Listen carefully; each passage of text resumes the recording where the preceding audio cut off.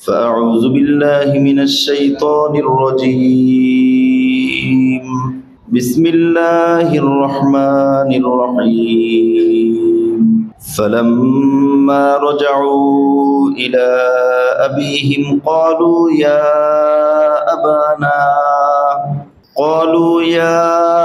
أبانا منع منا الكيل فأرسل معنا أخانا نكتل وإنا له لحافظون. قال هل آمنكم عليه إلا كما أمنتكم على أخيه من قبل فالله خير حافظا وهو أرحم الراحمين. ولما فتحوا متاعهم وجدوا بضاعتهم ردت إليهم قالوا يا أبانا ما نبغي هذه بضاعتنا ردت إلينا ونمير أهلنا ونحفظ أخانا ونزداد كيل بعير ذلك كيل يسير. قال لن أرسله معكم حتى تؤتون موثقا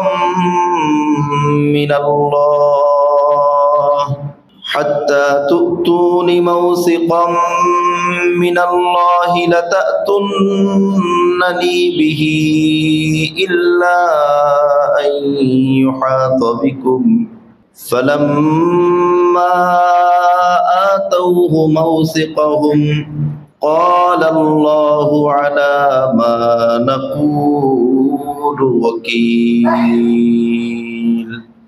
صدق الله مولانا العظيم وصدق رسوله النبي الكريم. আল্লাহ রাব্বুল আলামিনের সীমাহীন মেহেরবানি। আল্লাহ পাক আমাদেরকে পবিত্র কোরআনুল কারীমের সূরা ইউসুফের তাফসীরে বসার সুযোগ দিয়েছেন। আমরা সকলেই হৃদয়ের গভীর থেকে আল্লাহ রাব্বুল আলামিনের শাহী দরবারে শুকরিয়া আদায় করি। আলহামদুলিল্লাহ। আজকের তিলাওয়াতকৃত আয়াতে মহান আল্লাহ রাব্বুল আলামিন বলেন, তারা যখন তাদের পিতার নিকট ফিরে আসলো, এরপর তারা আশ্চর্যান্বিত হয়ে বলল, হে আমাদের সম্মানিত পিতা, আমরা যে সামান্য কিছু নিয়ে গিয়েছিলাম আমাদেরকে সেটা ফেরত দেওয়া হয়েছে এবং আমাদেরকে পরিপূর্ণভাবে খাদ্যদ্রব্য দিয়ে দেওয়া হয়েছে এবং আমাদের উপর ইহসান করা হয়েছে। সুতরাং বাদশাহ আমাদেরকে বলে দিয়েছেন আমাদের ছোট ভাইকে নিয়ে যাওয়ার জন্য, আপনি তাকে আমাদের সাথে পাঠিয়ে দিন।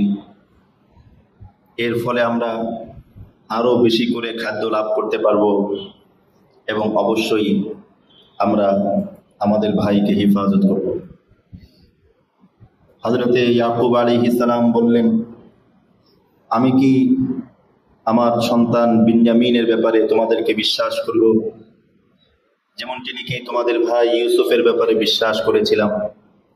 বস্তুত আল্লাহ রাব্বুল আলামিন হচ্ছে উত্তম হিফাজতকারী এবং তিনি হচ্ছে সর্বাধিক দয়ালু।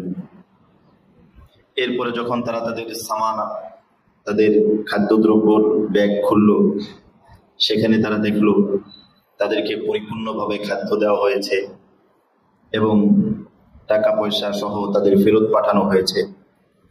তখন তারা আনন্দিত হয়ে চিৎকার করে বলল, হে আমাদের সম্মানিত পিতা, এর চেয়ে বেশি আমরা কি কামনা করতে পারি? আমাদেরকে সবকিছু ফেরত দেওয়া হয়েছে, কাজেই আপনি যদি চান আমরা আরো বেশি বারাকা লাভ করি, আরো বেশি সম্পদ লাভ করি, তাহলে আপনি আমাদের সাথে আমাদের ছোট ভাই বিনয়ামীনকে পাঠান, আমরা তাকে হেফাজত করব এবং আমরা আরো বেশি পরিমাণ লাভ করব, কারণ এখন আমরা যেই পরিমাণ এনেছি এটা আমাদের জন্য যথেষ্ট নয়। হযরত ইয়াকুব আলাইহিস সালাম এর প্রতি উত্তরে বললেন, আমি একটি শর্তে তাকে তোমাদের সাথে পাঠাতে রাজি আছি।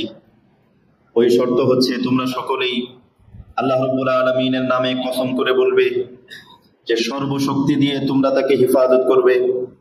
হ্যাঁ, যদি তোমরা মৃত্যু মুখে পতিত হও অথবা নিজেরাই তোমরা অসহায় হয়ে যাও তাহলে ভিন্ন কথা। এরপরে তারা যখন সবাই সম্মিলিতভাবে আল্লাহর নামে শপথ করলো, হযরত ইয়াকুব আলাইহিস সালাম বললেন, আমরা যেই কথাগুলো বললাম আল্লাহ রাব্বুল আলামিন আমাদের জন্য উত্তম কর্মবিধায়ক। এটা ছিল আজকের তিলাওয়াতকৃত আয়াতের সাবলীল অনুবাদ। আল্লাহ রাব্বুল আলামিন যদি তৌফিক দান করেন তিলাওয়াতকৃত আয়াতের উপরই কিছু কথা বলার চেষ্টা করব ইনশাআল্লাহ। আল্লাহ পাক আমাদেরকে কোরআন এবং হাদিসের আলোকে, কোরআনের ব্যাখ্যায়, মুফাসসিরিনে কিরামের বর্ণনার আলোকে যা কিছু বলা হয় আমাদেরকে এগুলো থেকে উপদেশ গ্রহণ করার তৌফিক দান করেন। হযরত ইয়াকুব আলাইহিস সালামের কাছে যখন তার সন্তানরা ফিরে আসলো, আমরা গত সপ্তাহে আলোচনা করেছিলাম, হযরত ইয়াকুব আলাইহিস সালাম হযরত ইউসুফ আলাইহিস সালাম বলে দিয়েছিলেন, সামনে থেকে তোমরা যখন আমার কাছে আসবে তখন তোমার ছোট ভাইকেও আমার সাথে করে নিয়ে আসবে। এতে কি হবে? আমি তোমাদেরকে আরো বেশি করে দেব। বেশি করে কেন দেব? প্রত্যেকের জন্য বরাদ্দকৃত খাবার আছে। তো তোমরা 10 জন আসছো, তোমাদের 10 জনের জন্য 10 গুণ বরাদ্দ, আর আরেকজন আসলে 11 জন, তার জন্য পরিমাণ একটু বেশি হবে, তার জন্য আলাদা থাকবে। এরপরে একটু সতর্ক করে বললেন, তোমরা যদি তাকে নিয়ে না আসতে পারো তাহলে কিন্তু কিছুই পাবে না, মোটেও দিব না। একটু ধমক দিয়ে বললেন, ধমকের সুরে, ধমক দিয়ে বলতে ধমকের সুরে, একটু হুঁচিয়ারি দিয়ে, মানে আমি ভাই যেভাবে হোক নিয়ে আসবে। কেন?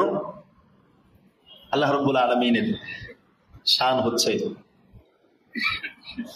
রাত যত গভীর হয় সকাল তত সন্নিকটে নিকটে আসে। আপনি যখন দেখবেন যে বিপদ বেশি বাড়ছে, অনেক বেশি, যে কোনো জিনিস বেশি ভালো না, বেশি হলেই তখন সেটা বেশি দিন টিকে না, চাই সেটা সুখ হোক বা দুঃখ হোক। সুখও যদি বেশি হয় ওইটা মানে বেশিটা এরপরে হচ্ছে একটু অন্যরকম, হ্যাঁ ঠিকও, কিন্তু দুঃখ যদি বেশি চলে আসে, মানে পেরেশানির উপর আমার পেরেশানি, আবার পেরেশানি, তাহলে বুঝতে হবে যে আল্লাহ রাব্বুল আলামিন একটা দরজা খুলে দিচ্ছেন। এখানে এমনটাই ঘটেছে। আল্লাহ রাব্বুল আলামিন হযরত ইয়াকুব আলাইহিস সালামকে পরীক্ষা নিলেন দীর্ঘ সময়, এরপরে ইউসুফ আলাইহিস সালামের মাধ্যমে পরীক্ষা নিলেন, এরপরে আবার আরেক সন্তান, তার মাধ্যমে পরীক্ষা, এরপর আবার বড় সন্তানের মাধ্যমে পরীক্ষা। বিপদ যখন বেশি হয়ে গেছে আল্লাহ রাব্বুল আলামিন সবাইকে একসাথে ফেরত দিয়ে দিয়েছে। কাজে বিপদে পড়ে মনক্ষুণ্ণ হওয়া যাবে না, বিপদে পড়ে মন ভাঙা যাবে না। আল্লাহ রাব্বুল আলামিনের উপর ভরসা রাখতে হবে, আল্লাহ রাব্বুল আলামিনের কাছেই নিজেকে নিবেদন করতে হবে, আল্লাহ রাব্বুল আলামিনের বিধান অনুযায়ী চলতে হবে। আর বিপদটা কি শাস্তি নাকি আল্লাহর পক্ষ থেকে পরীক্ষা, সেটা চেনার সবচেয়ে সহজ পদ্ধতি হচ্ছে বিপদে পড়ার পরে গুনার থেকে বিচ্ছিন্ন নাকি গুনাহের মধ্যে আরো ধাবিত। অনেকে আছে বিপদে পড়ার পরে আরো গুনাহ করে, বুঝতে হবে সেটা পতন, এটা ধ্বংস, এই বিপদ শেষ হবে না, কারণ এটা আল্লাহর পক্ষ থেকে গজব, শাস্তি। আল্লাহ যদি কাউকে শাস্তি দিতে চান ওই শাস্তি রুখবে কে? কেউ পারবে না। আর যদি এরকম হয় যে বিপদে পড়ার পরেও আল্লাহ রাব্বুল আলামিন মানে আল্লাহর বিধান সে পরিপূর্ণভাবে আদায় করছে, তাহলে বুঝতে হবে এটা আল্লাহ রাব্বুল আলামিনের পক্ষ থেকে সাময়িক পরীক্ষা। এই আধার কেটে যাবে, ভোর আসবে। তো এই বিষয়টা আমরা খেয়াল করি, অনেক বেশি খেয়াল করি। অনেকে, বিশেষ করে অনেকে আছে যারা বিপদে পড়ার পরেও আরো গুনাহের মধ্যে জড়ায়। এটা খুব খারাপ লক্ষণ। আপনার চাকরি ছুটে গেল, আপনার উচিত আল্লাহমুখী হওয়া, কারণ রিজিকের মালিক কে? এখন চাকরি ছুটে যাচ্ছে আরো বেশি, এখন অবসর, ঘরের মধ্যে একা বসে থাকে, সারাদিন বসে বসে কুদৃষ্টি করে, বেপরদা করে, গুনাহের কাজ করে। আপনার এই বিপদ কাটবে না, কারণ এটা শাস্তি। আর এই যে শাস্তির লাইনে, যেই লাইনে আপনি আছেন, এটা হলো পথ, বিশ্ব রোড, মহাসড়ক। এই রোডের মাথায় হলো জাহান্নাম, আপনি এই রোডের দিকে যাচ্ছেন। এই রোডে জান্নাত না, আপনি জাহান্নামের বিশ্ব রোডে উঠে আপনার গাড়ি চলতেছে। দিন যত যাচ্ছে বিপদ কাটতেছে নাকি জাহান্নাম আগে আসতেছে? বুঝতেছেন সবাই? দিন যত যাচ্ছে জাহান্নাম এগিয়ে আসছে, এই বিপদ কাটবে না, কারণ আপনি জাহান্নামের বিশ্ব রোডে উঠা। আর যদি এরকম হয় যে আপনি জান্নাতের পথে আছেন, আল্লাহ পাক আপনার উপর রাজি, আল্লাহ রিজামন্দির সাথে আছেন, তাহলে এই ধরনের বিপদ এগুলো কিছুই না। এগুলো কিছুই নাই, বিপদ থাকবে না। আল্লাহ রাব্বুল আলামিন অবশ্যই দুয়ার করবেন। এজন্য দেখার বিষয় হচ্ছে আমার জীবনের গাড়ি কোন রাস্তায়। জীবনের গাড়ি কি জাহান্নামের রাস্তায় নাকি জান্নাতের রাস্তায়? আল্লাহ পাক আমাদেরকে জাহান্নামের রাস্তা থেকে হেফাজত করেন। অনেকে আছে বিপদে পড়লে আরো দাম্ভিক হয়ে যায়, এটা পতনের আলামত। পতন না, এটা ধ্বংসের আলামত, মানে একদম শেষ হয়ে যাওয়া, নিশ্চিহ্ন হয়ে যাওয়ার আলামত। বিপদে পড়ছে আরো অহংকারী, আরে দেখাই দেবো, করে দেবো, গুনে রাখতেছি, হিসাব রাখতেছি, সব লেখা আছে, এই করবো সেই করবো, আরো অহংকারী। অনুতপ্ত নাই, নিজের ভিতরে কোনো লজ্জা নাই, নিজের ভিতরে ভালো কিছু করার, আরো অহংকারী। এই বিপদ কাটবে না, বরং তুমি অস্তিত্ব বিলীনের অপেক্ষা করো, অস্তিত্ব বিলীন হয়ে যাওয়ার অপেক্ষা করো। তুমি মনে করছো দিন যত যাচ্ছে প্রভাত আসছে, প্রভাত আসছে না, গজব আসছে, আরো গজব আসছে। দিন যত যাবে আরো গজব আসবে, কারণ তোমার ভিতরে অনুতাপ অনুশোচনা নাই, তুমি জীবন পাল্টাতে চাও না, তুমি ভুলের উপরে অটল থাকতে চাও। তোমার এই বিপদ এটা শয়তানের মতো, শয়তান শেষ পর্যন্ত সরি বলেনি। শেষ পর্যন্ত একটা দুর্বল বর্ণনা আছে, একেবারে দুর্বল একটা বর্ণনা, বাকি বলে দেই। শয়তান হযরত মুসা আলাইহিস সালাম, তো নবীদের ভিতরে হযরত মুসা আলাইহিস সালাম আল্লাহ রাব্বুল আলামিনের অনেক কাছের। দেখেন, একটা কথা প্রাসঙ্গিকভাবে একটু আমাদের জানা থাকা উচিত। বিষয়টা হলো আমাদের নবী আল্লাহ রাব্বুল আলামিনের সবচেয়ে কাছের। তবে বিভিন্ন নবীদের বিভিন্ন জায়গায় বিভিন্ন নবীদের বিভিন্ন ফজিলত বর্ণিত হয়েছে। হযরত মুসা আলাইহিস সালাম আল্লাহ রাব্বুল আলামিনের প্রিয়, এই কথার অর্থ এটা না যে আল্লাহ রাসূল প্রিয় না, আল্লাহ রাসূল সবচেয়ে কাছের। তারপরে মুসা আলাইহিস সালাম আল্লাহ রাব্বুল আলামিনের প্রিয়। আমরা সব নবীর উপরে ঈমান রাখি। যেমন হযরত মুসা আলাইহিস সালামের ব্যাপারে যেটা হাদিসের মধ্যে আসছে, একবার এক ইহুদি আর মুসলমান দুইজন পারস্পরিক একটু ঝগড়া লাগছে। মুসলমান মুসা আলাইহিস সালামের ব্যাপারে কিছু কথা বলছে, মানে মুসা আলাইহিস সালামের ব্যাপারে বলতে ইহুদি ধর্মের ব্যাপারে মুসা আলাইহিস সালামের উপরে লাগে এরকম। তো নবীজি বলছেন, খবরদার, তোমরা মুসা আলাইহিস সালামকে লক্ষ্য করে খারাপ কিছু বলো না, কারণ পৃথিবীর যখন কিয়ামতের দিন সবাই যখন বেহুশ হয়ে যাবে, মুসা আলাইহিস সালাম ওই সময় উনি বেহুশ হবেন না, কারণ উনি আল্লাহর জন্য একবার বেহুশ হয়েছেন। মুসা আলাইহিস সালামের এরকম অনেক ফজিলত আছে। তো মুসা আলাইহিস, যেমন আমাদের যখন নামাজ মেরাজে, নামাজ যখন 50 ওয়াক্ত ফরজ হয়ে আসে, তখন মুসা আলাইহিস সালাম আমাদের জন্য কি সুপারিশ করছেন না? ওনার সুপারিশেই তো 50 পাস হইল, ঠিক না? উনি তো এই 5-এও সন্তুষ্ট ছিলেন না, উনি তো এই যে 5 হইল, এই 5-এ কি উনি খুশি ছিলেন? উনি তো বলছিলেন আবার যান, এই 5ও পারবে না, আপনি আবার যান, 5টাকে আরো সংক্ষেপ করা যায় কিনা। তখন নবীজি কি বলছিলেন যে না, আমার এবার যেতে লজ্জা করতেছে, এবার যাবো না।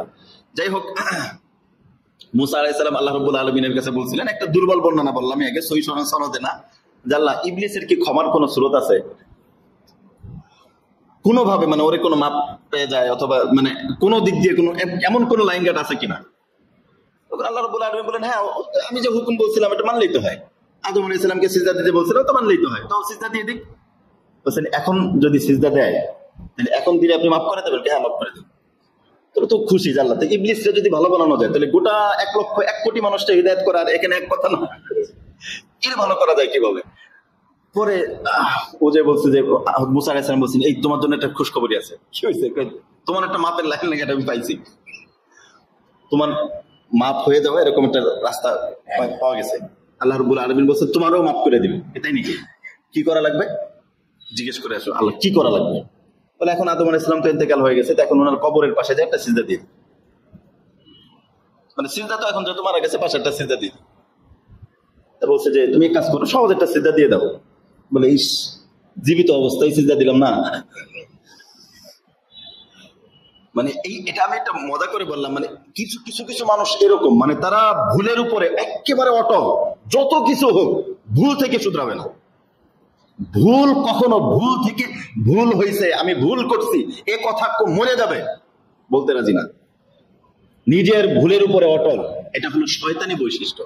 আমি যখন দেখতে পারবো যে আমার ক্যারেক্টার এই যে আমি ভুল বলতে রাজি না, তাহলেই বুঝতে হবে আমার কপালে আর হিদায়াত নাই। এটা এমন একটা রোগ, যেই রোগের কোনো ট্রিটমেন্ট নেই, কোনো চিকিৎসা নাই। এই রোগের কোনো ট্রিটমেন্ট নাই, পৃথিবীর সমস্ত হুজুর এনে দিলেও কোনো লাভ নেই, কারণ সে তো ভুলই স্বীকার করে না। ভুল হইলে না এখন জীবন শুধরানো। আমি যদি নিজেকে অসুস্থই মনে না করি, তাহলে আবার কিসের সুস্থতা? আমি যখন মনে করবো আমি অসুস্থ না, তখন সেক্ষেত্রে তার কোনো ট্রিটমেন্ট নাই। কি ট্রিটমেন্ট? আমি অসুস্থ মনে করলেই না, এই ডাক্তার না হলে ওই ডাক্তার, না হলে ওই ডাক্তার, একটা কিছু করা। এই জন্য এরকম, এটা যেন আমাদের কারো ভিতরে না থাকে। কারো কারো ভিতরে এই জঘন্য অন্যায়টা দেখা যায়, ভুল করা। দেখেন বাহ্যিক ভাবে আল্লাহ রাব্বুল আলামিনের বিধান, আল্লাহ রাব্বুল আলামিন হযরত আদমকে যে কথা বলছিলেন যে আদম ওই গাছের কাছে যেও না, আচ্ছা বলেন আদম আলাইহিস সালাম কি এই কথা কি রাখতে পারছেন? গেছেন না? মানে বাহ্যিক ভাবে যদি ধরা হয়, আদমকেও বললেন যে তুমি এখানে যেও না, ফালা তাকরাবা হাদিহিস শাজারা, ওই গাছের কাছে যেও না, গাছের ফল কেউ না। আদম আলাইহিস সালাম গেছেন এবং ফল খাইছেন, যার কারণেই হোক গেছেন। আর ইবলিসকেও বলা হলো এই তুমি সিজদা দাও, সে শুনলো না। বাহ্যিক দৃষ্টিতে দেখা যায় যে দুইজনই কিন্তু কথা শোনে নাই। বাহ্যিক অবস্থা এরকম না, উনিও কথা রাখতে পারে নাই, ইনিও কি কথা, হযরত আদম আলাইহিস সালামও বাহ্যিক দৃষ্টিতে কথা রাখতে পারেন নাই, আর ইবলিসও কথা রাখতে পারেনি। কিন্তু দুইজনের ভিতরে এই যে ব্যবধান, একজন আল্লাহ রাব্বুল আলামিনের কাছে সম্মানিত এবং তিনি নবী, একটাই মাত্র ব্যবধান। হযরত আদম আলাইহিস সালাম ভুল হয়ে গেছে, সাথে সাথেই বলছেন রব্বানা যালামনা আনফুসানা, আল্লাহ ভুল হয়ে গেছে, রব্বানা যালামনা আনফুসানা ওয়া ইল্লাম তাগফির লানা ওয়া তারহামনা লানাকুনান্না মিনাল খাসিরিন। এই কান্না শুরু করছে, আল্লাহ ভুল হয়ে গেছে, আল্লাহ ভুল হয়ে গেছে, আল্লাহ ভুল হয়ে গেছে, এমন ভাবে কান্না শুরু করে দিয়েছেন। আল্লাহ রাব্বুল আলামিন কি বলছেন? ফামান ইত্তাবা হুদায়া ফালা ইয়াদিল্লু ওয়ালা ইয়াশকা। যাও, সব মাপ, দুনিয়াতে যাও, তোমার বংশধরের কাছে আমার পক্ষ থেকে হিদায়াত আসবে, এই হিদায়াতকে যে গ্রহণ করবে সে কোনোদিন পথভ্রষ্ট হবে না, সে কোনোদিন ক্ষতিগ্রস্ত হবে না, সে আবার চিরসফলতা, যে জান্নাত থেকে বের করলাম ওখানে আবার সে চলে যেতে পারবে। কিন্তু ইবলিস এখনো পর্যন্ত অটল, না না না। এজন্য খবরদার মুহতারাম, আমাদের ভিতরে ইবলিসের স্বভাব যেন না থাকে। কারো কারো ভিতরে ইবলিসের স্বভাব আছে, ভুল স্বীকার করতে রাজি না, এটা ধ্বংসাত্মক। যদি কোনো পরিবার প্রধানের মধ্যে এই দোষটা থাকে, পরিবারের প্রধান কোনো ভুল স্বীকার করবে না, ওই পরিবার জাহান্নামের টুকরা হয়ে যাবে, একদম পরিপূর্ণ জাহান্নাম হয়ে যাবে ওই পরিবার। মানে জীবিত থাকা দুনিয়ার ভিতরে কয়েকজন জাহান্নামের একটা আগুন তারা দেখতে পারবে, এত ভয়াবহ এটা যদি ভুল স্বীকার না করে। আর ভুল হলে হইতে পারে, কথা বলতেছে এই যে আমাদের গত জুমার আগের জুমায়, গত জুমা আমি চেষ্টা করি, আমি যে আলোচনাটা করি আমি চেষ্টা করি এই আলোচনাটা আবার আরেকবার শোনার জন্য। আমাদের তো লাইভ হয়, লাইভগুলো আরেকবার শোনার জন্য চেষ্টা করি। আরেকবার শোনার সময় অনেক সময় এরকম মনে হয় যে এই কথাটা এরকম বলাটা ঠিক হয়নি, এটা এরকম হইলে ভালো হয়। যেমন গত সপ্তাহের আগের সপ্তাহে মনে জুমার ভিতরে বলছিলাম যে আল্লাহ রাব্বুল আলামিনের কুদরতি পায়ে সিজদা দেওয়া, এই কথাটা বলাটা ঠিক হয়নি। তো এই যে অনেক সময় মুখে চলে আসে, তো এর হতে পারে, যে কারো হতে পারে, ভুল তো হবেই। আমরা কত কথা বলতে গেলে মনে হয় যে গতকালকের জিনিস চিন্তা করলে মনে হয় যে এটা এরকম না হলে এরকম হইলে আরো ভালো হইতো। আস্তে আস্তে বয়স যায়, মানুষ অনেক কিছু, আপনি এখনো নিজের জীবন চিন্তা করলে দেখবেন যে এটা এরকম না হলে এটা ভালো হইতো, এরকম না হলে এটা ভালো হইতো, হতে পারে। কিন্তু এই যদি কেউ চিন্তা করে না একদম এটাই ঠিক, আমার সবগুলি সিদ্ধান্ত ঠিক, আমার সবগুলি কথা ঠিক, আমি যা করেছি সব ঠিক, এটাই নাই, এটাই হওয়া উচিত ছিল, তাহলেই বুঝতে হবে যে শয়তান কাঁধে ভর করছে। আল্লাহ রাব্বুল আলামিন আমাদেরকে এই স্বভাব থেকে আমাদের সবাইকে হেফাজত করেন। আমরা কি করব? ভুল যখন হবে সাথে সাথে মেনে নিব, শুধরে যাব। ভুল যদি হয় সাথে সাথে শুধরে যাব, আল্লাহ রাব্বুল আলামিনের কাছে ক্ষমা চাইব। আর যদি কোনো মানুষের হক নষ্ট হয় মানুষের কাছে মাপ চাইব। আরে কি বলেন, আমি আমার একটা ব্যক্তিত্ব আছে না, আমি তার কাছে কেমনে মাপ চাইতে পারি? এখন তো একা মাপ চাইবেন, আর হাসরের ময়দানে সবার সামনে যাওয়া লাগবে, এই কথা বুঝতেছেন না? আর এখন সে মাফ করে দিবে, কারণ সে হাসরের ময়দানের জাহান্নামের ভয়াবহতা দেখে নাই। আর জাহান্নামের ভয়াবহতা দেখার পরে মাফ করবে না নেকি ছাড়া? বলেন তো, দুনিয়ার মধ্যে এখন কেউ কারো কাছে মাফ চাইলে কেউ কি বলবে যে আমার নেকি দাও? এখন সহজ, কারণ এখন সে জান্নাত জাহান্নাম দেখে নাই। এখন সে যে আটকে গেছে কিনা সে জানে না, কিন্তু জাহান্নামের দৃশ্য দেখার পরে যখন দেখবে আটকে গেছে, তখন চিন্তা করবে যেভাবেই হোক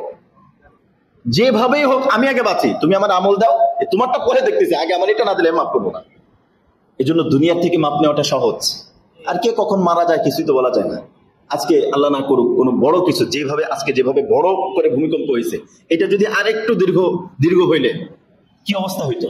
কিয়ামত তো এভাবেই হবে, কিয়ামত তো এভাবেই। এই যে দেখেন, পূর্ব ঘোষিত কোনো আগের থেকে পত্রিকা আসছে, আগের থেকে কোনো ঘোষণা হয়েছে, মাইকিং হয়েছে, এবং সবাই সচেতন, একদম আজকের দিন উপলক্ষে সবাই আলাদা কোনো প্রস্তুতি এরকম আছে? একেবারেই হঠাৎ কিয়ামত এমনই হবে। এইটাই দীর্ঘ হয়ে যাওয়ার নামই হলো কিয়ামত। ইদা জুলজিলাতিল আরদু জিলজালাহা, এইটাই। এই যে ভূমিকম্প, এটাই কিয়ামতটা তো মূলত ভূমিকম্প। ইদা জুলজিলাতিল আরদু জিলজালাহা ওয়া আখরাজাতিল আরদু আসকালাহা ওয়া ক্বালাল ইনসানু মা লাহা। ইয়াউমাইদিন তুহাদ্দিসু আখবারাহা, এই যখন এই ভূমিকম্পটাই যখন স্থায়ী হবে, আরো বিকট হবে এবং ভিতর থেকে সব ফেটে চৌচির হয়ে যাবে, সমুদ্র যখন উদ্বেলিত হয়ে যাবে, আকাশ নক্ষত্র যখন একদম খসে পড়বে, এর নামই তো কিয়ামত। এজন্য আমি এমনটাও তো হতে পারে যে আমি কারো কাছে মাপ চাওয়ার সুযোগই পেলাম না, হতে পারে না? আমি হয়তো কারো সাথে আমি খারাপ ব্যবহার করলাম, যে কোনো কারণে হোক, তাকে মনে কষ্ট দিলাম, আমি এমনটাও তো হতে পারে আমি তার সাথে মাপ চাওয়ার সুযোগ যদি না থাকে, তাহলে আমার জীবনটা কেমন হবে? মাপ চাওয়ার, হয়তো আমি মরে গেলাম বা সে মারা গেল, যে কোনো একজন চলে গেলেই তো মাপ চাওয়ার সুযোগ শেষ। এখন হাসরের ময়দানে সেটা আল্লাহ রাব্বুল আলামিনের ইচ্ছা, এখন সে আমাকে মাফ করতেও পারে, নাও করতে পারে। কিন্তু স্বাভাবিক দৃষ্টিতে যেটা বোঝা যায়, হাসরের ময়দানে নেকি ছাড়া কেউ কাউকে মাফ করবে না। মাফ করতে পারে, তখন আমি একজনকে কষ্ট দিছি, ওই ব্যক্তি জান্নাতি, তার আর নেকি টেকে হয়তো জান্নাতে চলে গেছে, সে চিন্তা করছে আমি তো মাপ পেয়ে গেছি। হ্যাঁ, তখন হয়তো তার উপর সদয় হইতে পারে, আচ্ছা ঠিক আছে এই করব। আমাদের এলাকায় এক লোক ছিল, জুতা চুরি করতো, কিন্তু সে হুজুরদের জুতা চুরি করতো। বাইসা সাধারণ মানুষের জুতা চুরি করতো না, হুজুরদের জুতা চুরি করতো। পরে একদিন সে ধরা পড়ছে, পড়ার পরে সবাই বলছে যে তুই হুজুরদের জুতা চুরি করিস কে? সে বলছে এটার কারণ আছে। কারণ হলো, সাধারণ মানুষের যখন জিনিস চুরি হয়ে যায় তখন সবাই এটা গালি দেয়, আর হুজুরদের কোনো কিছু চুরি হইলে হুজুরা বলে আল্লাহ ওরে হিদায়াত দেয়। এই জন্য আমি হুজুরদেরটা চুরি করি, যেন হুজুরের যখন দেখবে জুতা নাই তো দোয়া করবে আল্লাহ ওরে হিদায়াত দিয়ে দিক, হয়তো আল্লাহ আমার কপালে হিদায়াত দিন লাগবে, হিদায়াত হয়ে যাবে।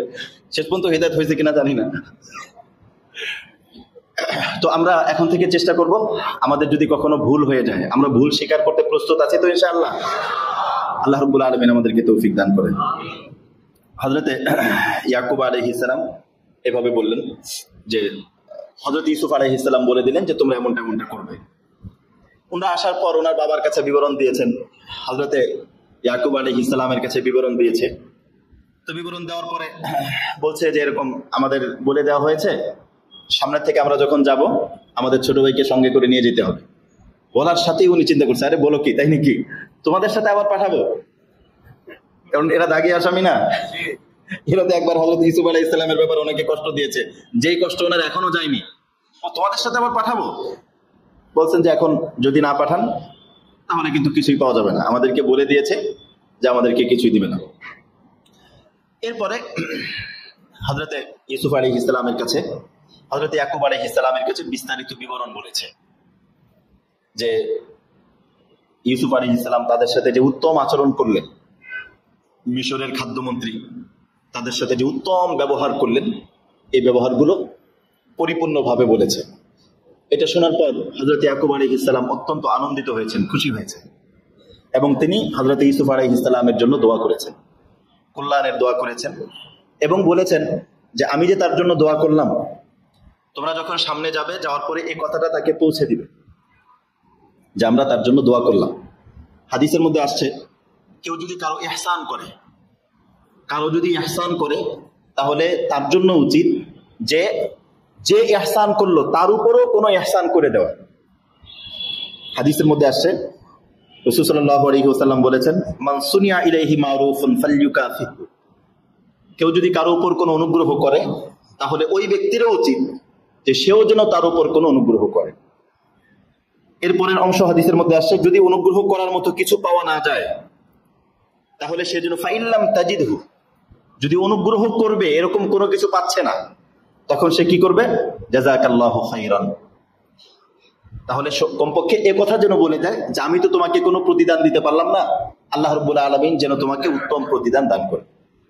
আমরা এটা বাচ্চাদেরকে শিখাবো। বাচ্চাদের কথায় কথায় থ্যাংক ইউ, এগুলো কি? এগুলো তো মুসলমানের ভাষা না। 1001 কোটি বার থ্যাংক ইউ বললে কি লাভ হবে? এই কথা বুঝতেছেন? 1 কোটি বার সবাই মিলে কোনো মানুষের জন্য 1 কোটি বার থ্যাংক ইউ বললো, কোনো 5 পয়সার ফায়দা আছে? এই কালচারটাই মুসলমানদের ভিতরে কেন ঢুকলো? এটা ইংরেজরা ঢুকাইছে। মুসলমানদের মুখের ভিতরে তো জাযাকাল্লাহ, শুকরিয়া, এই যে ধরনের শব্দ জাযাকাল্লাহ মানে মুখে থাকা উচিত জাযাকাল্লাহ, এটা এখন ইদানিং বাচ্চাদের ভিতরে এটা নাই। আমরা একদম মানে সাথে সাথে সতর্ক করি। এই যে ছোট ছোট বাচ্চারা হুজুরকে করো, হ্যান্ডশেক করো, হ্যান্ডশেক আবার কোন শব্দ? হ্যান্ডশেক তো কোনো ইসলামী শব্দ না। মুসাফা শব্দ কি হবে? মুসাফা হবে। 2 হাত দিয়ে মুসাফা, 2 হাত দিয়ে মুসাফাই হাদিসের মধ্যে বেশি, মানে স্পষ্ট নবীজি কয় হাত দিয়ে মুসাফা করেছেন স্পষ্ট হাদিসে পাওয়া যায় না। নবীজি কি এক হাত দিয়ে করেছেন না দুই হাত দিয়ে করেছেন? স্পষ্ট এটা পাওয়া যায় না। আর নবীজি মুসাফা করেছেন, আমরা দুই হাত দিয়ে করি, একটু বেশি শ্রদ্ধা বোঝা যায় এই জন্য আমরা দুই হাত দিয়ে করি। তবে যেহেতু হাদিসের মধ্যে স্পষ্ট করে নবীজি কয় হাত দিয়ে মুসাফা করেছেন এটা পাওয়া যায় না, এই জন্য আমি যেটা করি, কেউ যদি আমার সাথে এক হাত দিয়ে করে আমি তার সাথে এক হাত দিয়ে করি, কেউ যদি আমার সাথে দুই হাত দিয়ে করে তার সাথে দুই হাত দিয়ে করি। এখন কথার কথা, কেউ এক হাতে মুসাফায় বিশ্বাসী, এমনটা যদি আমরা স্পষ্ট করে পাইতাম যে নবীজি এক হাত দিয়ে বা দুই হাত দিয়ে করেছেন, তাহলে তো স্পষ্ট আমরা যেটা হাদিসে পাবো সেটা তো মানবই। কিন্তু হাদিসে মুসাফারটা আছে, কয় হাত এটা স্পষ্ট নাই। কেউ এক হাত দিয়ে করলো তার সাথে এক হাত দিয়ে করলাম, কেউ দুই হাত দিয়ে করলো তার সাথে দুই হাত দিয়ে করলাম, বাকি দুই হাতে আমরা স্বাভাবিকভাবে দুই হাত দিয়েই করি। দুই হাত দিয়ে করাটা একটু বেশি শ্রদ্ধা, এটা বোঝায়। বাকি মুসাফার পরে হাত বুকের সাথে মিলানো, এটা কোনো হাদিসে নাই। মুসাফার পরে হাতে হাত বুকের সাথে মিলানো, হাতে চুমো খাওয়া, এটা হাদিসে নাই। এটা কিতাবের ভিতরে আদব লেখছে, তবে এটাকে যদি কেউ সবের কাজ মনে করে এটা বেদাত হবে। মুসাফা হচ্ছে শুধু হাত মিলানো, এরপরে আল্লাহ রাব্বুল আলামিনের কাছে দুইজন মিলেই মাপ চাইবে, আল্লাহ রাব্বুল আলামিনের কাছে ইস্তেগফার করবে দুইজনই। ইয়াগফিরুল্লাহু লানা ওয়া লাকুম, আমরা যেটা বলি আল্লাহ যেন আমাদেরকে মাফ করে দেয়, আমাদেরকেও মাফ করে দেয়, তোমাদেরকেও মাফ করে দেয়। নবীজি বলেন যখন দুই মুসলমান মুসাফা করে, তারা যখন বলে আল্লাহ যেন আমাদেরকে মাফ করে দেয়, রব বলেন আমি তোমাদের উভয়কে মাফ করে দিলাম। এটা শেখায়। কিন্তু এখন ইদানিং বাচ্চাটা যে হ্যান্ডশেক করে, মুসাফা দোয়া পড়ে না, মুসাফা না, এটা হ্যান্ডশেক। হ্যান্ডশেক আর মুসাফা এক না, এই কথা বুঝে আসছে? বাচ্চাদেরকে এগুলো শিখাইতে পারবো তো ইনশাআল্লাহ? মুসলমানের বাচ্চা মুসাফা করবে, এগুলো শিখাইতে হবে। মুসলমানের বাচ্চা থ্যাংক ইউ দেবে না, মুসলমানের বাচ্চা জাযাকাল্লাহ বলবে। কেমন ব্যাপক ভাবে এই ছোট ছোট বাচ্চাদের জিজ্ঞেস করি, বাবা কেমন আছো? ভালো। ভালো কি আবার? ভালো আবার কোন শব্দ? এটা আমি তো শুধরাই দিই, আপনারাও শুধরাবেন। ভালো আবার কি বলতে হবে? আলহামদুলিল্লাহ। তো ভালো আবার কি? অনেকে দেখা যায় ভালো। ভালো কি জিনিস? এটা মুসলমানের শব্দ না। আমাদেরকে দেখলে যেন বোঝা যায় যে আমি মুসলমান, আমার কথা কাজ সবকিছুর ভিতরে বুঝে আসতে হবে যে আমি মুসলমান। এই জিনিসগুলো খেয়াল করবো। শুকরিয়া, কেউ কারো উপরে ইহসান করলে শুকরিয়া আদায় করা। হাদিসের মধ্যে একটা ঘটনা লেখছে সহিহ বুখারীর, খুব চমৎকার একটা ঘটনা। হযরতে সাঈদ ইবনে মারইয়াম থেকে বর্ণনা, হযরতে আবু হাজিম রাহিমাহুল্লাহ উনি বর্ণনা করেন যে একজন নবীর যুগে একজন মহিলা ছিলেন। ওই মহিলা, উনি বট, এটা ওই আরবীয় একটা খাবার, আমার কাছে যেটা মনে হয় যে মটরশুঁটি এই জাতীয় কোনো খাবার। উনি ওনার বাসার যে আঙ্গিনা, ওই আঙ্গিনায় বট লাগাইতেন। শুক্রবার আসলে প্রত্যেক শুক্রবারে উনি করতেন কি, একটা পাতিলের ভিতরে ওই বট দিয়ে এর সাথে কিছু ছাতু মিশিয়ে জাল দিতেন, একটা খাবার তৈরি করতেন। ওই সময়ের এটা একটা খাবার ছিল, হয়তো মানে ওই সময়ের খাবার ছিল এটা, বা এটাকেও সবাই পছন্দ করত। যখন মুসল্লিরা নামাজ শেষ করে যাইতো, উনি দাওয়াত দিতেন যে আমার বাসায় দাওয়াত। তো সাহাবায়ে কেরাম যাইতেন, যাওয়ার পরে উনি ওইটা দিয়ে মেহমানদারি করতেন।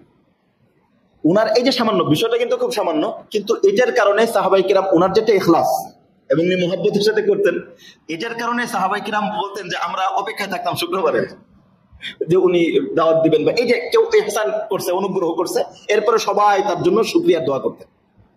এই যে এতটুকু কাজ করছে, এটার জন্য কি করতেন? তার জন্য শুকরিয়ার দোয়া করতেন। এজন্য আমাদের জীবনেও যদি এরকম হয়, আমাদের জীবনে কারো ইহসান থাকে, অনুগ্রহ থাকে, আমরা অবশ্যই তাদের জন্য নিয়মিত দোয়া করব। নিয়মিত মানে আমার দোয়ার একটা অংশ যেন অবশ্যই তাদের উপর যায়। সম্ভব হলে প্রতিদিন 2 রাকাত নামাজ পড়া।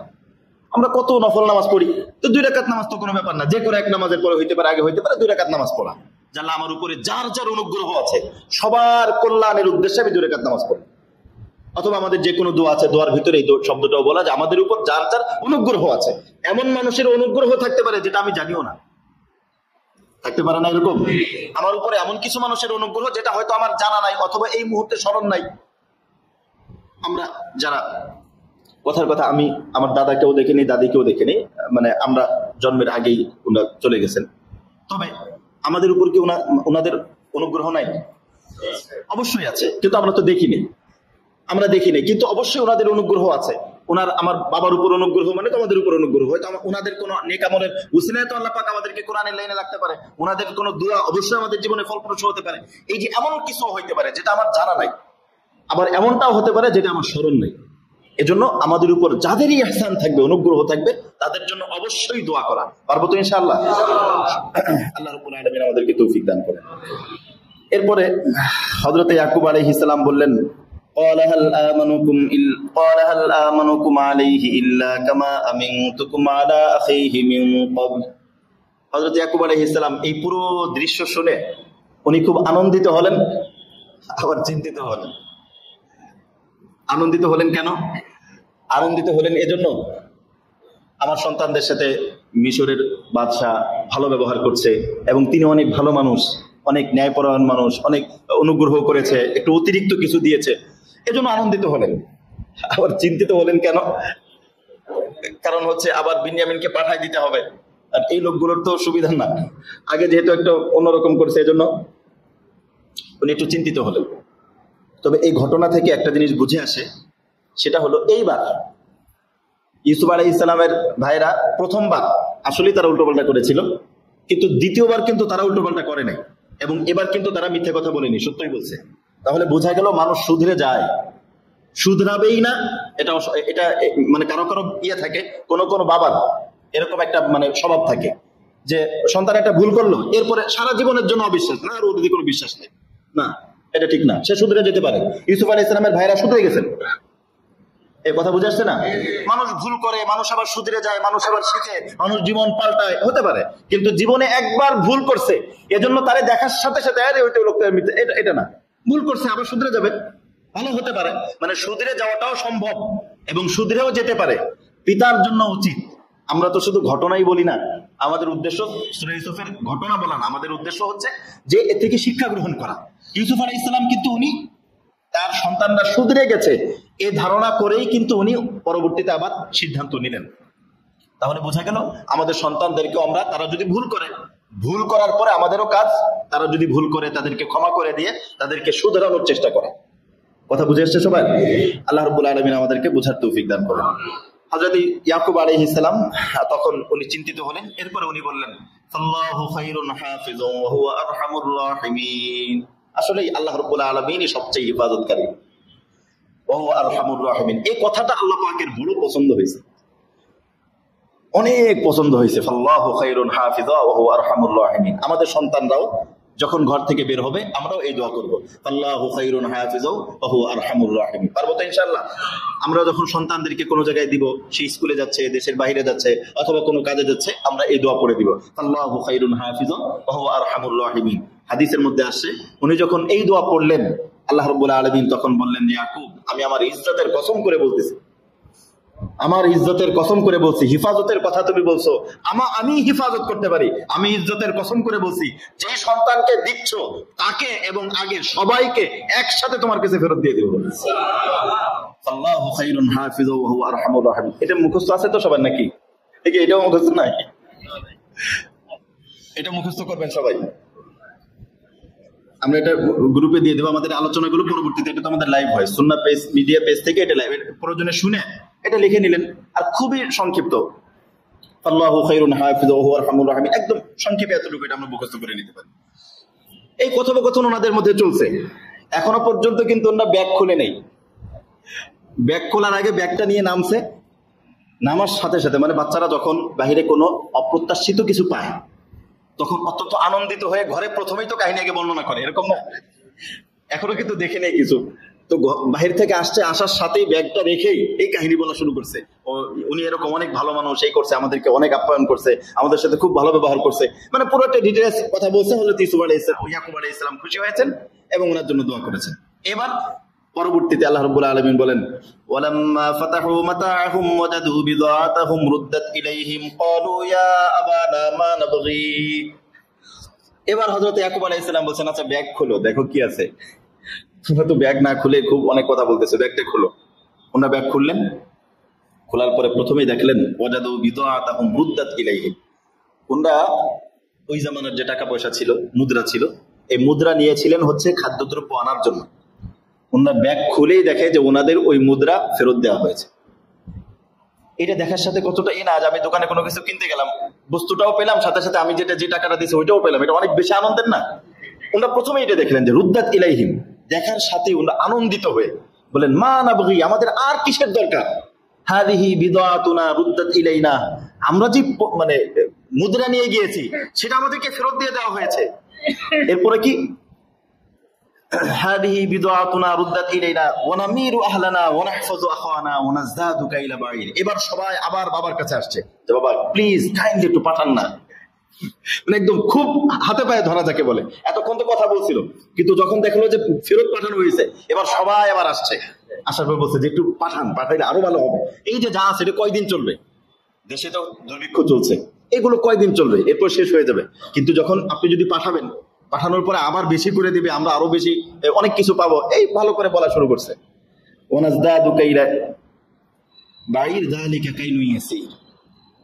এটা আমরা যা পেয়েছি সেটা খুব সামান্য। খুব সামান্য বলছেন কেন? খুব সামান্য বলছেন, আসলে তো সামান্য না, অনেক দিয়েছে, কিন্তু সামান্য বলছেন হযরত ইয়াকুব আলাইহিস সালাম যেন রাজি হয়ে যায়। তখন হযরত ইয়াকুব আলাইহিস সালাম বললেন, ক্বালা লান উরসিলাহু মাআকুম হাত্তা তুতুনি মাউসিকাম মিনাল্লাহ লাতাতুন্নানি বিহি ইল্লা আন ইউহাতা বিকুম ফালাম্মা আতাউহু মাউসিকাহুম ক্বালা আল্লাহু আলা মা নাকুলু ওয়াকিল। হযরত ইয়াকুব আলাইহিস সালাম বললেন, সব বুঝলেন, শুনলেন, এরপরে তিনি সিদ্ধান্ত নিলেন যে আমি তোমাদেরকে পাঠাইতে পারি, তবে শর্ত হলো তোমরা আল্লাহর নামে কসম করবে। আল্লাহর নামে কসম করে বলবে যে সর্বশক্তি দিয়ে তোমরা আমার সন্তানকে হিফাজত করার চেষ্টা করবে। এবং ওরা করছেও, আমরা সামনে তাফসিরের মধ্যে পড়বো, সর্বশক্তি দিয়ে ওরা যুদ্ধও করছে, 10 জন গোটা মিশরবাসীর বিরুদ্ধে যুদ্ধও করছে, কিন্তু শেষ পর্যন্ত টিকে থাকতে পারেনি। ওরা যেটা বলছিল সেটা ওরা করছে, যে তোমরা শপথ করে বলো, আল্লাহর নামে কসম করে বলো যে তোমরা তাকে হিফাজত করার জন্য চেষ্টা করবে। হ্যাঁ, ইল্লা আন ইউহাতা বিকুম, তোমরা যদি পরাজিত হয়ে যাও সেটা ভিন্ন কথা। এরপরে তিনি বললেন, ওয়াল্লাহু আলা মা নাকুলু ওয়াকিল, আর এই বিষয়ে তোমাদেরকে যাই বলি, মূলত আমি পূর্ণ বিষয়টাকে ন্যস্ত করলাম আল্লাহ রাব্বুল আলামিনের উপর। আল্লাহ রাব্বুল আলামিনই আমাদের কর্মবিধায়ক, আল্লাহ রাব্বুল আলামিনই আমাদের জিম্মাদার, আল্লাহ রাব্বুল আলামিনই আমাদের ওয়াকিল। ওয়াকিল মূলত আল্লাহ। আমরা যা কিছু বললাম, তোমরা বলো আর আমি বলি, সব কিছুর ভিতরে আল্লাহই হচ্ছেন আমাদের জিম্মাদার। এখানে কয়েকটা মাসআলা আসে। 1 নম্বর মাসআলা হচ্ছে কসম করার ব্যাপারে। কসম করার মাসআলা হচ্ছে, কসম এটা শুধুই আল্লাহর নাম ছাড়া অন্য কোনো কিছুর নামে কসম করা যাবে না। হাদিসের মধ্যে আসছে, মান হালাফা বিগাইরিল্লাহি ফাকাদ আশরাক, কেউ যদি আল্লাহর নাম ছাড়া অন্য কারো নামে কসম করে তাহলে সে কেমন যেন শিরিক করলো, মুশরিক হয়ে গেল। এজন্য আল্লাহর নাম ছাড়া অন্য কারো নামে কসম করা যাবে না। অপ্রাসঙ্গিক, অপ্রয়োজনীয় কোনো বিষয়ে কসম করা যাবে না। জেনে বুঝে যদি কেউ মিথ্যা কসম করে, যেমন কথার কথা একজন চুরি করছে, সে আল্লাহর নামে কসম করে বলল যে আমি চুরি করে নাই, তাহলে কেউ কেউ বলেন যে সে কাফের হয়ে গেল, তার ঈমানই চলে গেল। বাকি অধিকাংশ উলামায়ে কেরাম বলেছেন যে সে মস্ত বড় গুনাহ করল। আর আরেকটা বিষয় হচ্ছে যে কেউ যদি এরকম করে ফেলে, কথার কথাটা এক ব্যাপারে কসম করে বলল যে আমি এই কাজটা করব না, যেমন বললো যে আচ্ছা আমি কসম করে বললাম যে আমি এটা খাবো না, রাগারাগি হয়েছে, আমি কসম করে বললাম খাবো না, এখন করণীয় কি? তখন করণীয় হচ্ছে যে সে কসমের কাফারা দিয়ে দেবে। ওই কাজটা যদি করতে হয় তাহলে কসমের কি দিয়ে দেবে? কাফারা দিয়ে দেবে। কাফারাটা কি? 10 জন মিসকিনকে খাবার খাওয়া। 10 জন মানুষকে খাবার খাওয়াইতে যে পরিমাণ টাকা লাগে, এই পরিমাণ টাকা সে কাফারা দিয়ে এরপরে সে এটাকে খেতে পারবে আর কি। তো কসমের ব্যাপারে প্রথম কথা যেটা বললাম, আল্লাহর নাম ছাড়া অন্য কারো নামে কসম করা যাবে না। আর যদি কেউ কোনো বিষয়ে কসম করে, বৈধ কোনো বিষয়ে কসম করলে এই কসম পূরণ করাটা ভালো। আর অবৈধ কোনো কাজে কসম করলে, কেউ যদি বলে যে আমি কসম করে বললাম আমি প্রেম করবো, নাউযুবিল্লাহ, তাহলে এটা সম্পূর্ণ নাজায়েজ কাজ, এবং এই কসম পূরণ করা কিন্তু জায়েজ হবে না, এটা সম্পূর্ণ নাজায়েজ। তার জন্য করণীয় কি? সে 10 জন মিসকিনকে খাবার খাওয়াই দেবে। আর গুনাহের কাজে কসম করা তো হারাম, গুনাহের কোনো কাজের উপরে কসম করা এটা হারাম।